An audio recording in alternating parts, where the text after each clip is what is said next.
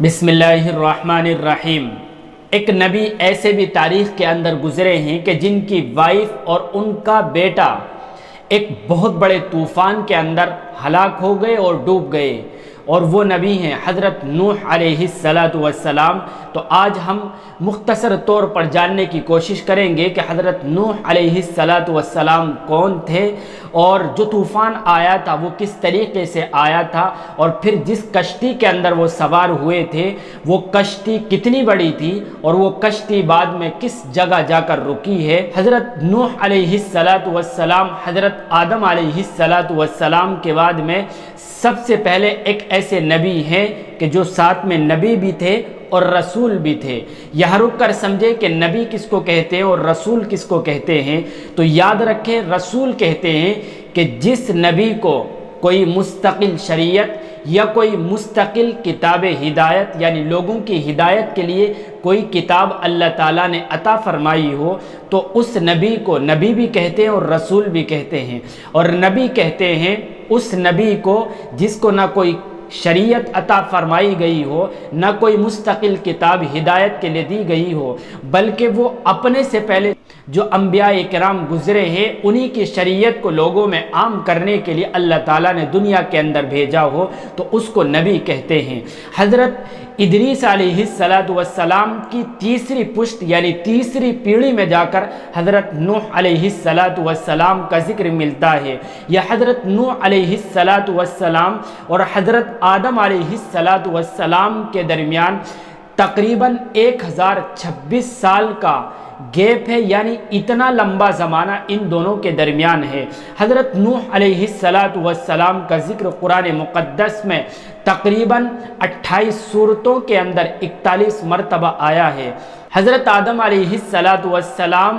کے اس دنیا سے جانے کے بعد ایک لمبا زمانہ چونکہ گزر چکا تھا، اور لوگ بت پرستی کے اندر مبتلا ہو گئے تھے، یعنی لوگ بتوں کی پوجا کرنے لگے تھے، اور ان لوگوں نے 5 بڑے خدا بنا لیے تھے، جن 5 خداؤں کا نام قرآن مقدس کے اندر بھی اللہ رب العزت نے ذکر کیا ہے۔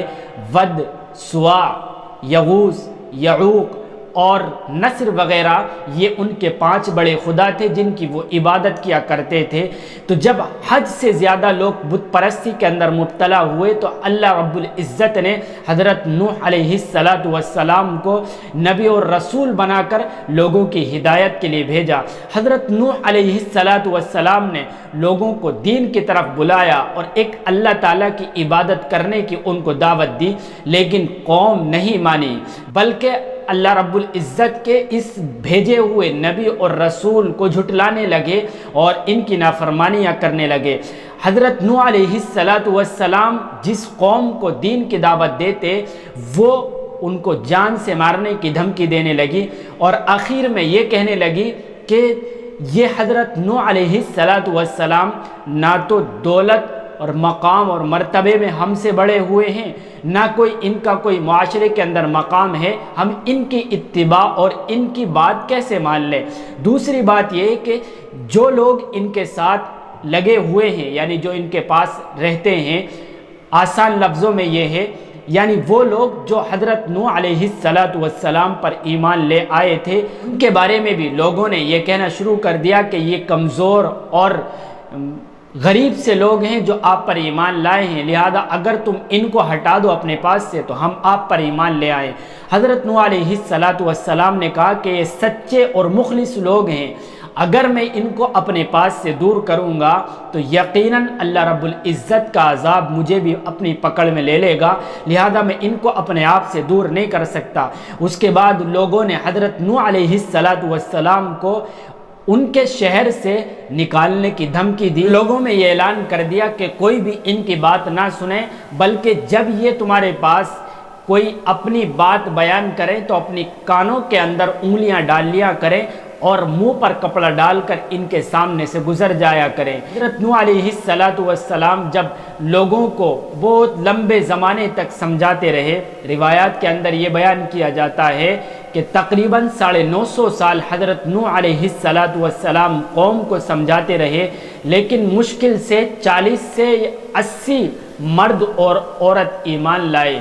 اس کے بعد یہ ڈیمانڈ کرنی شروع کر دی کہ جس عذاب سے تم ہمیں ڈراتے ہو وہ عذاب لے آؤ۔ حضرت نوح علیہ السلام نے کہا کہ وہ تو میرے قبضے میں نہیں ہے، میں تو صرف تمہیں سمجھانے کے لیے آیا ہوں، اور اس سمجھانے پر مال چاہتا ہوں، نہ کوئی مقام اور مرتبہ چاہتا ہوں، میں تو صرف اتنا چاہتا ہوں کہ تم صحیح راستے پر آ جاؤ اور ایک اللہ تعالیٰ کی عبادت کرنے میں لگ جاؤ۔ لہذا اس کے بعد جب وہ قوم سے نا امید ہو گئے تو حضرت نوح علیہ السلام نے اللہ رب العزت سے دعا فرمائی۔ اس کے بعد اللہ تعالیٰ نے حضرت نوح علیہ السلام کی دعا کو قبول فرمایا اور ساتھ میں ایک کشتی بنانے کا حکم دیا۔ لہذا حضرت نوح علیہ السلام ان پر ایمان لائے ہوئے لوگ کشتی بنانے میں مصروف ہو گئے اور جنگل سے لکڑیاں کاٹ کر کشتی بنانے لگے۔ قوم کے لوگ آتے اور کہتے کہ یہ عجیب بیوقوف لوگ ہیں کہ دور دور تک کہیں پانی کا نام و نشان نہیں ہے، اور یہ لوگ اتنی لمبی اور اتنی اونچی کشتی بنا رہے ہیں۔ وہ تقریباً 300 گز لمبی اور 30 گز اونچی تھی۔ کہنے لگے کہ آج تم ہمارے اوپر ہنستے ہو، اگر تمہاری یہی حالت رہی اور تم نے میری بات نہیں مانی تو کل ہم تمہارے اوپر ہنسیں گے۔ اللہ رب العزت نے اس کے بعد ایک بہت بڑا طوفان اس بستی کے اندر نازل فرمایا۔ اس کی علامت یہ بیان فرمائی حضرت نوح علیہ السلام سے کہ جب وہ طوفان آئے گا تو گھروں کے جو چولہے ہیں ان میں سے پانی ابلنا شروع ہوگا، اور جو تندور ہیں یعنی جس میں روٹیاں وغیرہ پکاتے ہیں ان میں سے پانی ابلنا شروع ہوگا۔ لہذا حضرت نوح علیہ السلام کو ساتھ میں یہ بھی حکم دیا کہ جو جانور ہیں تمام جانوروں کی ہر قسم کے ایک ایک جوڑے کو اپنی کشتی کے اندر سوار کر لیں، اور جتنے لوگ آپ پر ایمان لائیں ان تمام کو اپنی کشتی کے اندر بٹھا لیں اور سوار ہو جائیں۔ لہذا جب وہ عذاب اللہ رب العزت کی طرف سے آنا شروع ہوا اور پانی زمین کے اندر سے نکلنے لگا اور خوب تیزی کے ساتھ نکلنے لگا، آسمان سے اللہ رب العزت نے خطاب کر کے کہا کہ خوب برس۔ لہذا آسمان نے خوب پانی برسایا، یہاں تک کہ تمام پہاڑ تمام مکانات سب ڈوب گئے۔ حضرت نوح علیہ السلام کا بیٹا ایک پہاڑی پر جا کر بیٹھ گیا۔ حضرت نوح علیہ السلام نے اپنے بیٹے کو آواز دی، جس بیٹے کا نام کنعان ذکر کیا گیا ہے، اور ان کی وائف بھی جو نافرمان لوگ تھے ان کے ساتھ اس طوفان کے اندر ہو گئی اور ہلاک ہو گئی۔ اللہ رب العزت نے اس طوفان کو یہ حکم دیا کہ وہ خشک ہو جائے، زمین کو حکم دیا کہ وہ تمام پانی کو نگل لے۔ پھر حضرت نوح علیہ السلام کی کشتی ایک جودی پہاڑ پر رکی۔ یہ جودی پہاڑ عراق کا ایک علاقہ ہے کردستان، وہاں ایک بہت بڑی پہاڑی ہے جودی جو آج بھی موجود ہے۔ وہ کشتی اس پہاڑ پر جا کر رکے، پھر تمام لوگ اس کے بعد میں اپنی کشتی سے اتر کر اس علاقے میں آباد ہوئے۔ اسی لیے حضرت نوح علیہ السلام کو آدم ثانی بھی کہا جاتا ہے۔